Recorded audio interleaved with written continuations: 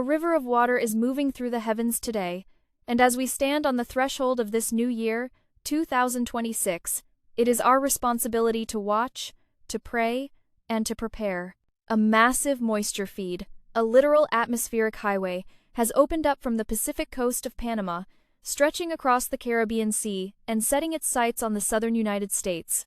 What we are witnessing is not just a change in the daily forecast, it is a profound shift in the seasonal rhythm that will affect your health, your home, and your peace of mind for the next 90 days. Within the next 12 minutes, I will reveal the specific turning point in March when this pattern transforms into a significant flood threat. We have a lot to cover, from the fire risks in the Sunshine State to the geological stirrings in Trinidad. Let us approach this day with the wisdom of the Proverbs and a heart anchored in the Lord's protection. The satellite imagery reveals a striking contrast. You see that orange shading? To the untrained eye, it looks like a clear day, but it is actually a pocket of very dry, sinking air. Beneath it, however, a powerful tropical surge is pumping billions of gallons of water vapor from Panama toward Jamaica, Haiti, and the Dominican Republic. If you are living in the Dominican Republic today, you are facing a serious weather event. We are looking at rainfall totals that could easily reach 4 or 5 inches in a very short duration. This is a moment for high alert. In the scriptures, we are reminded that the wise man builds his house upon the rock. Practically speaking, that means ensuring your home is ready for the rising waters before the first drop falls. For my friends in the Dominican Republic and Haiti, here is your practical health and safety guidance for the next 24 hours. First, check your perimeter. If you have drainage ditches or culverts near your property, ensure they are clear of brush and trash. A blocked drain is the leading cause of residential flooding. Second, let's talk about your health. Heavy tropical rains often lead to an increase in standing water, which brings mosquitoes. If you are over 45, your immune system needs extra support. Use a repellent with an active ingredient like oil of lemon eucalyptus and ensure your window screens are tight. Most importantly, if you see water over the road, do not try to cross it. It only takes 6 inches of moving water to sweep a person off their feet. Please, do not take chances with the life God gave you. As we move toward the weekend, the focus shifts north. A secondary low-pressure system is currently gathering strength over the southern United States. This system is going to act like a giant vacuum, pulling that tropical moisture from the Caribbean and dragging it across Florida and the Bahamas. For our viewers in Orlando, Tampa, and Miami, your dry spell is coming to a close. By Saturday night and into Sunday, we are looking at a 60 to 70% chance of heavy rain and lightning. For those of us in the silver generation, we know that our bodies often feel the weather before the clouds even arrive. The sudden rise in humidity this weekend can cause an increase in joint pain and inflammation. If you struggle with arthritis, now is the time to stay hydrated and perhaps incorporate some gentle stretching indoors. On the roads, the danger is even greater. After a dry period, the first rain brings up all the oil and grease that has been baked into the pavement. Driving on Florida roads this Saturday night will be like driving on a sheet of ice. Please, increase your following distance to at least 3 car lengths and ensure your headlights are on. Stewardship of our safety is a form of worship. Looking at the long-term forecast for the month of January, we are tracking a persistent heat dome. For much of the Caribbean, Mexico, and the southern United States, temperatures will be running 5 to 10 degrees Fahrenheit above the seasonal average. While many enjoy the winter warmth, we must be mindful of the stress it puts on our hearts and our land. This heat dries out the vegetation at an alarming rate, creating a significant fire hazard in the northern Caribbean and Florida.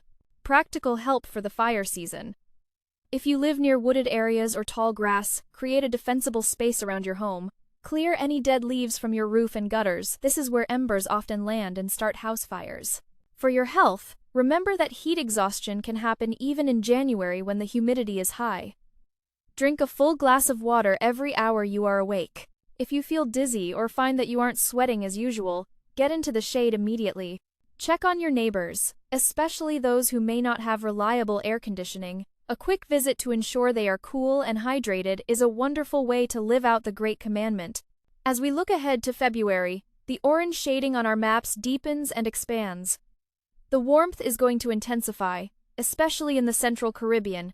However, we see a massive moisture surge building for the southern islands Aruba, Curacao, Bonaire, and the Windward Islands.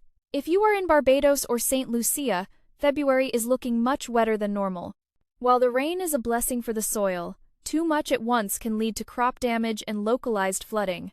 Prepare your gardens now by ensuring proper mounding and drainage to protect your harvest. Now, as we hit that 12-minute mark, I promise to reveal the critical shift for March. Mark your calendars for the week of March 14th. Our models are indicating a major atmospheric breakdown during that week. The high-pressure ridge that has been protecting the north will collapse, allowing the tropical moisture from the south to surge across the entire basin. This will likely bring the first major organized storm complexes of the season.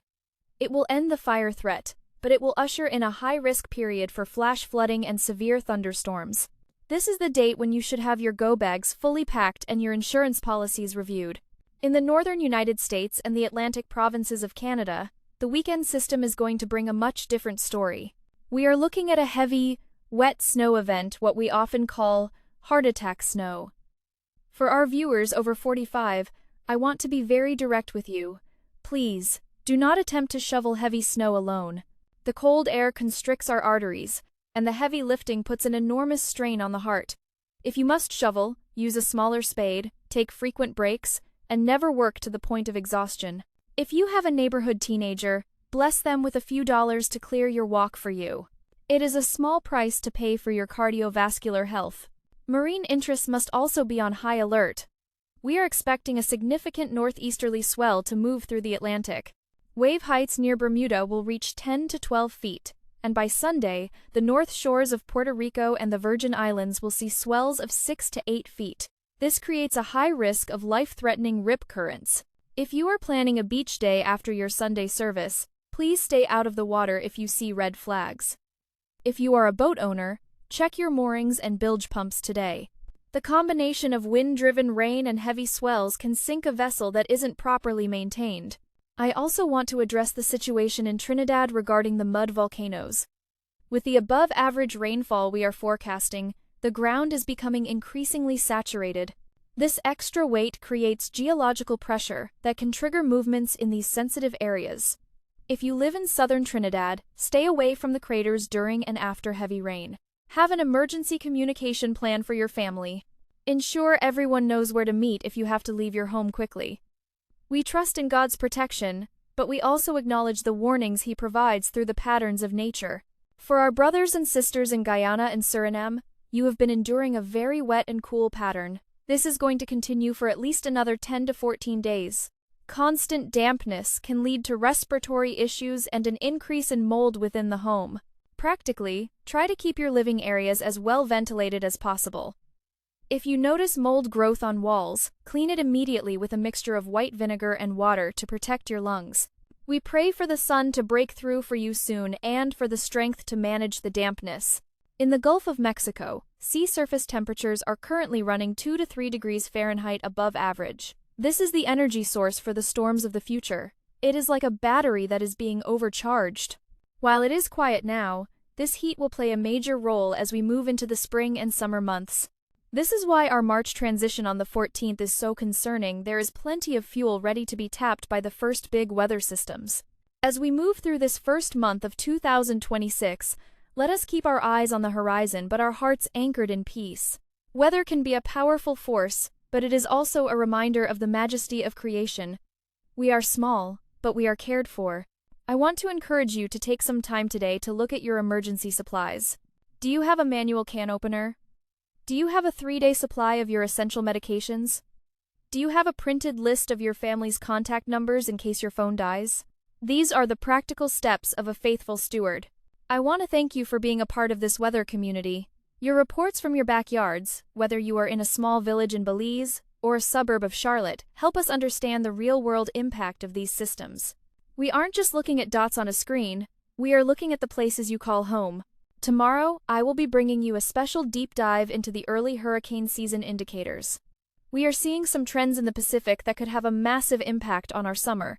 It is never too early to start your spiritual and physical preparations for the season ahead. Before we conclude this 20-minute briefing, let's go over a final checklist. First, check your smoke and carbon monoxide detectors. Change those batteries today if you haven't recently. Second, fill a few clean containers with water and store them in a cool place. Third, make sure you have a physical Bible and a deck of cards or board games in your emergency kit to keep your spirits up if the power goes out. Fourth, reach out to one person in your church or family who might be feeling anxious about the weather and offer them a word of encouragement. In the book of Matthew, we are told that even the winds and the sea obey him. No matter how loud the wind howls or how high the water rises, there is a peace that surpasses all understanding. Let that peace guide you as you make your plans. Stay tuned for our next update, where we will dive deeper into the specific timing of the Sunday front and how it will impact Monday morning commutes from Kingston to Miami. We will also have a special report on the shifting winds in the Pacific and what they mean for the drought conditions in California, where higher terrain snow is already causing travel headaches. As we wrap up today, remember that information is a gift that helps us replace fear with a plan. We have discussed the moisture surge from Panama, the weekend system for Florida, the long-term heat and rain trends for the next 3 months, and the major shift coming in March. We have covered your health, from joint pain to heart safety in the snow. God bless you, stay safe, and keep looking to the skies with both a watchful eye and a faithful heart. We will see you in the next update. Everything we have discussed today is a reminder that while the world changes, the protection over us remains constant. Take care of each other, be kind to your neighbors, and we will get through whatever weather comes our way together. Stay prepared, stay prayerful, and we will talk again very soon.